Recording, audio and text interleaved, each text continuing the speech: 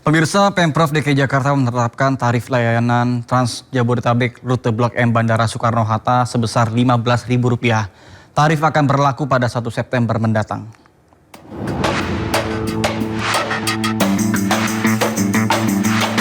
Mulai 1 September 2026, tarif layanan Trans Jabodetabek rute Blok M Bandara Soekarno-Hatta naik dari Rp3.500 menjadi Rp15.000. Penetapan tarif tertuang dalam Keputusan Gubernur Nomor 685 Tahun 2026. Pihak Disub DKI mengklarifikasi bahwa tarif baru tersebut bukanlah kenaikan, melainkan penetapan tarif resmi setelah sebelumnya layanan masih berada dalam masa uji coba. Selama 1 bulan, pihak Disub akan sosialisasikan tarif baru tersebut di masyarakat. Ini adalah bukan kenaikan, ini adalah penetapan, karena sebelumnya belum ditetapkan, kan masa uji coba. Ya, jadi ini adalah tarif penetapan dan tarif dalam rangka perlindungan sosial. Ya, ditetapkan pada hari ini 31 Juli 2026. Ya, hanya tarif bandara. Tarif bandara itu Blok M Soekarno-Hatta, cuma 1 rute saja, dan berlakunya 1 September 2026. Sambil 1 bulan kita mensosialisasikan kepada masyarakat dan kesiapan masyarakat. Sebelumnya, tarif layanan Trans Jabodetabek Blok M Bandara Soekarno-Hatta sebesar Rp3.500 semenjak diresmikan pada Maret lalu. Tarif tersebut diberlakukan hanya selama masa uji coba yang berlangsung 3 bulan. Pemirsa, mulai 1 Agustus 2026, harga 3 produk BBM non-subsidi turun. 3 produk BBM non-subsidi yang turun harga yakni Pertamax Turbo yang turun dari Rp19.300 menjadi Rp18.300. Pertamax Green 95 dari Rp17.000 menjadi Rp16.600. Dan Pertamax dari Rp16.250 sampai dengan Rp15.950.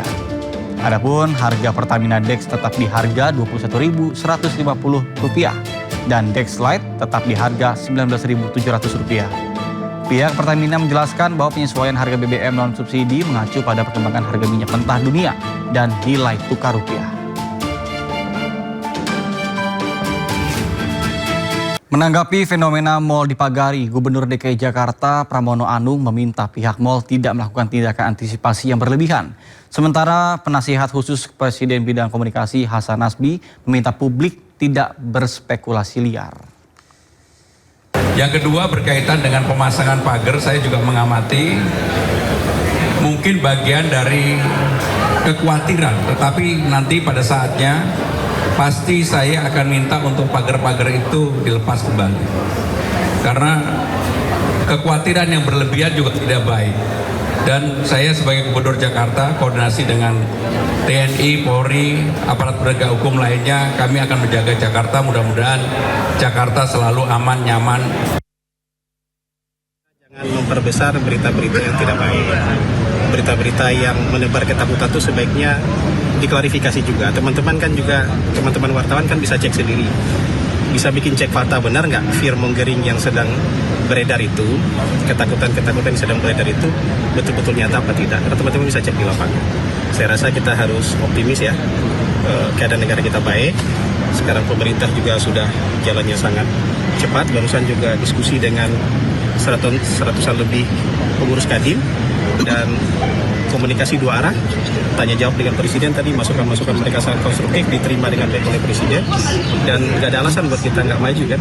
Jadi yang fear mongering itu teman-teman cek di lapangan ya.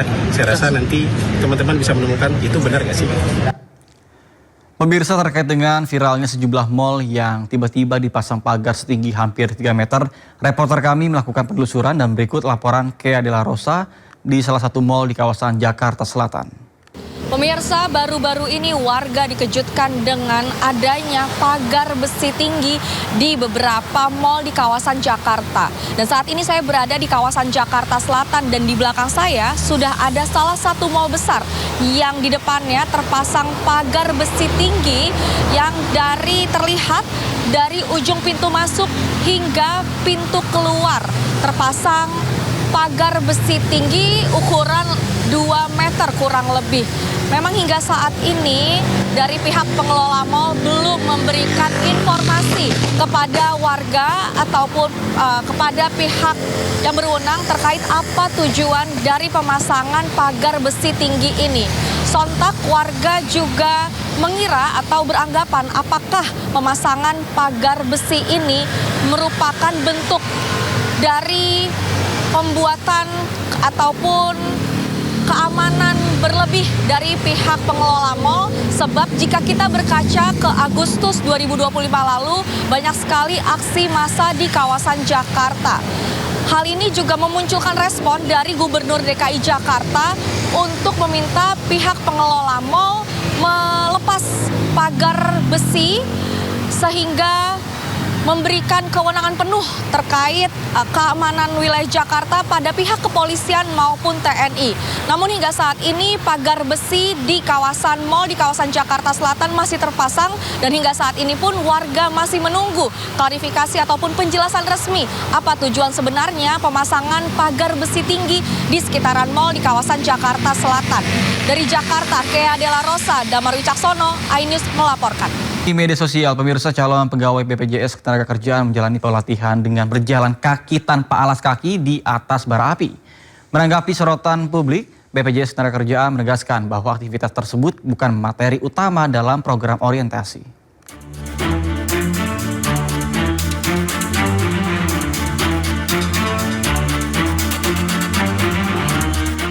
Video yang beredar di media sosial memperlihatkan sejumlah calon pegawai BPJS Ketenagakerjaan mengikuti pelatihan bernuansa militer.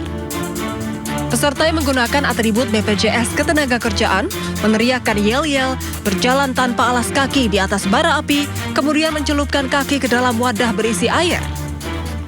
Di video yang sama, salah satu orang terlihat menyemprotkan cairan yang diduga bahan bakar ke bara api sebelum peserta berjalan di atasnya. Video tersebut menjadi viral dan memicu beragam tanggapan dari warganet. Menanggapi hal itu, Deputi Komunikasi BPJS Ketenagakerjaan Ervan Kurniawan menjelaskan bahwa aktivitas berjalan di atas bara api bukan merupakan substansi utama maupun kewajiban dalam program orientasi pegawai baru. Aktivitas tersebut hanya salah satu metode pembelajaran berbasis pengalaman yang bertujuan membangun kepercayaan diri, pengendalian diri, disiplin, serta ketangguhan mental peserta. Ia memastikan seluruh rangkaian program OPK dilaksanakan dengan pendampingan instruktur yang kompeten, melalui prosedur yang telah dipersiapkan, serta mengutamakan aspek keselamatan dan keamanan peserta. Tim Liputan iNews melaporkan.